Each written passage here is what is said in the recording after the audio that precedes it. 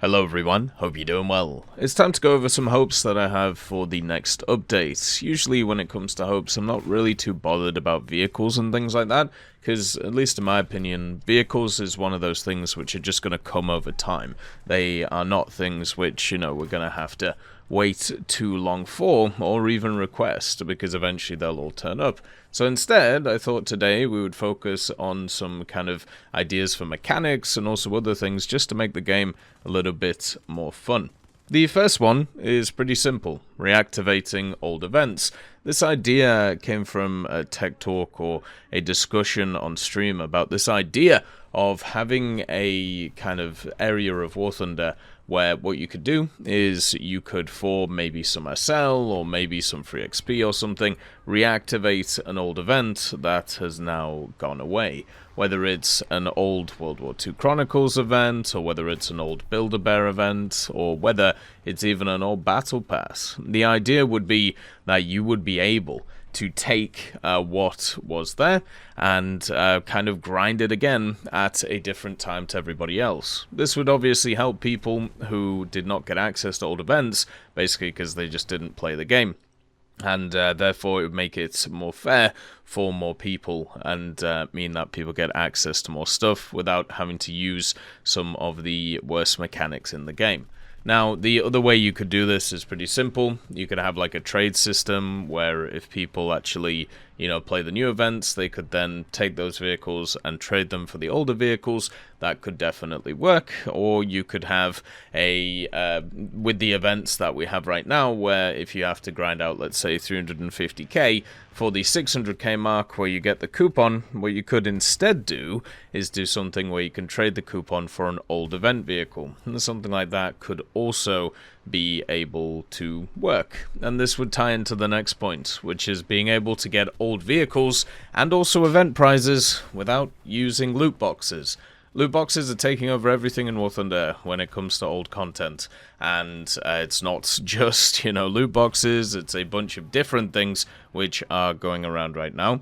Everything is turning into more RNG mechanics than it is definite mechanics, and that sucks. It's not very fun, not very enjoyable, and will lead to a lot of issues.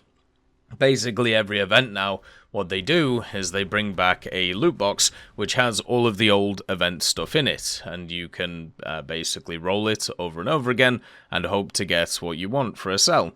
And a lot of people have lauded this because of the fact that it means that you can get old stuff, and you weren't able to get old stuff in the past because this mechanic didn't exist. But my simple answer to that is, well, we could actually have a different mechanic which exists, such as reactivating old events, or as I said, a trade system, or something similar to that. So therefore we could have a bit more fun with the game, instead of just, rolling loot boxes and seeing what happens.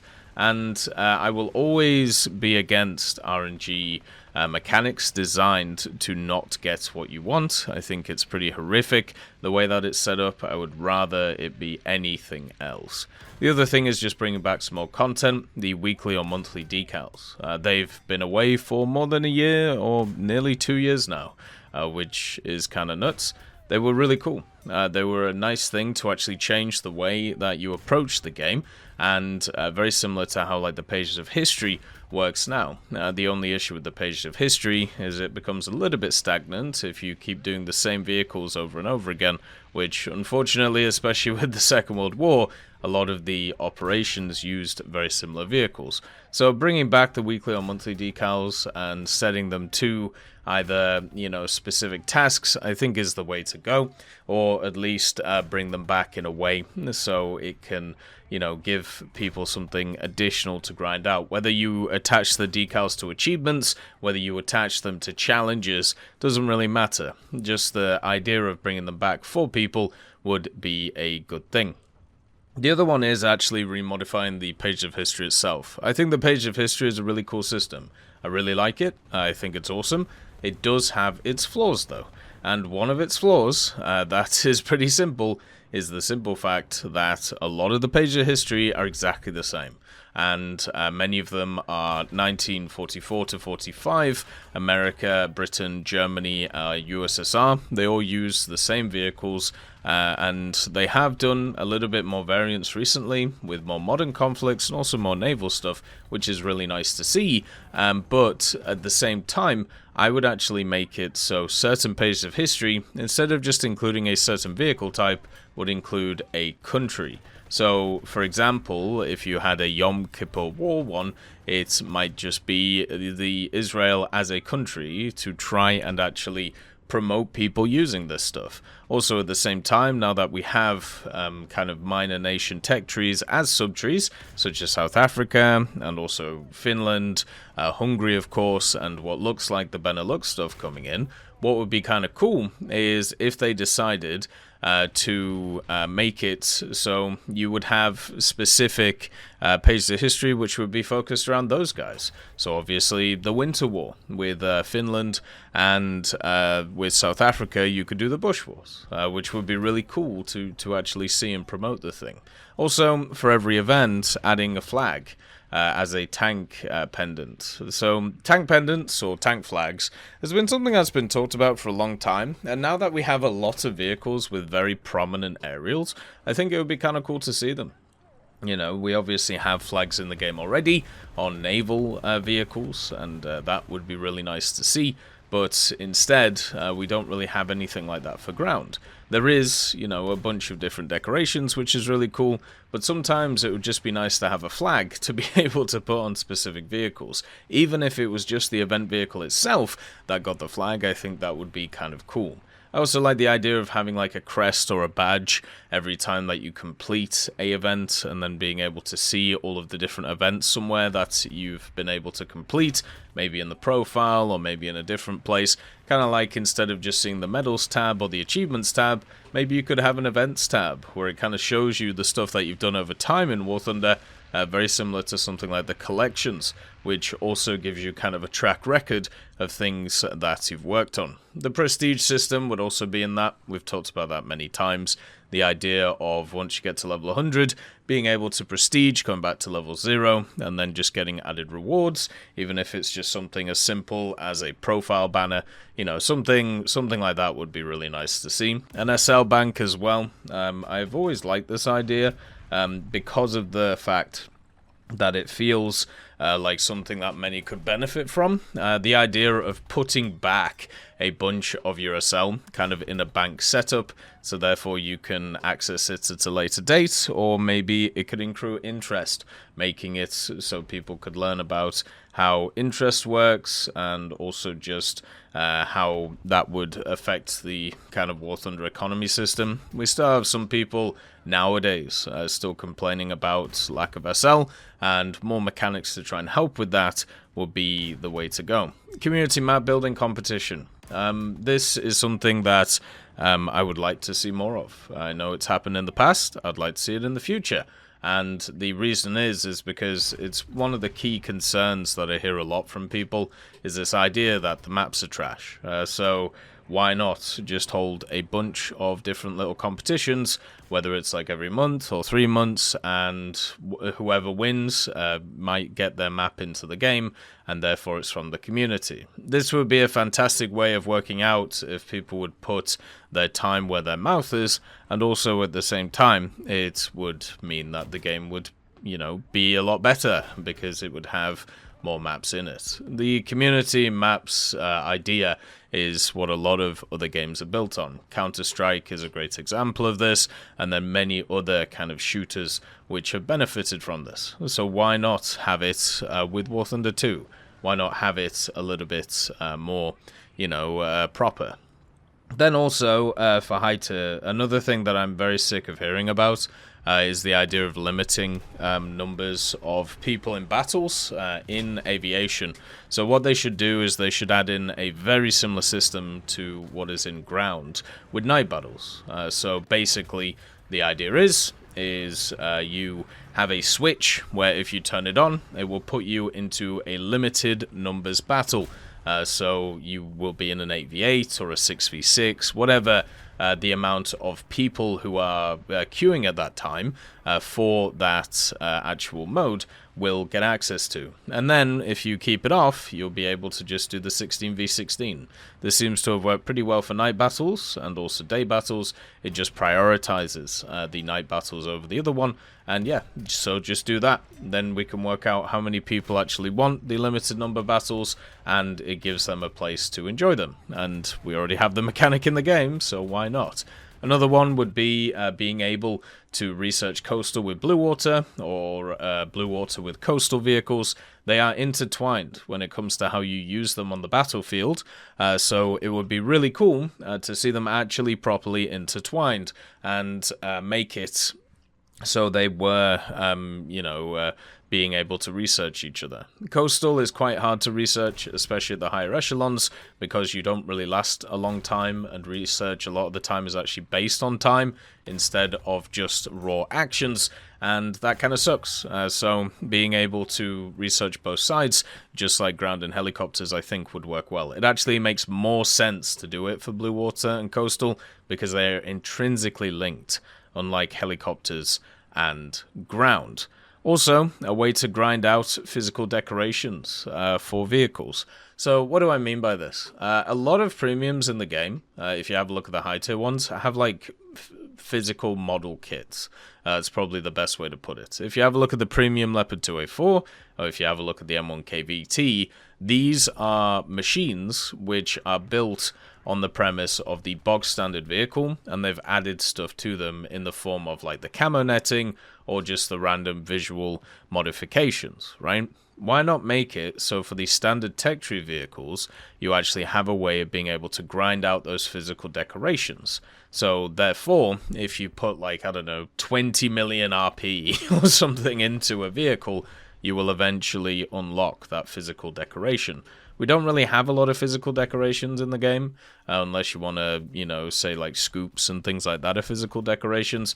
And I just thought it would be a nice way of giving people something for playing a vehicle for a long time. And since we already have those mods in the game already for the premium versions of the vehicles, there's no reason why they wouldn't be on the standard stuff. Also, introduce a AI voice platform in the game itself. So this might seem a bit weird, but put it like this. As a person who streams a lot and makes a decent chunk of content, one of the problems I have, especially in downtimes in War Thunder, is I will be asked the same question over and over and over again.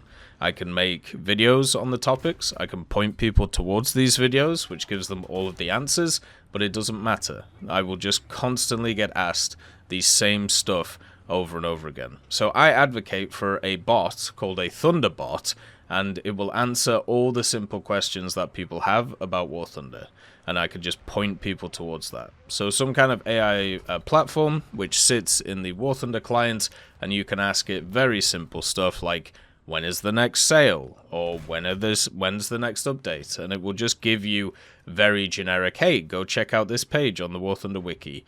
And that means it would sort it out. It would mean that a part of kind of the job, or whatever you want to class it as, would be sorted by a very basic AI.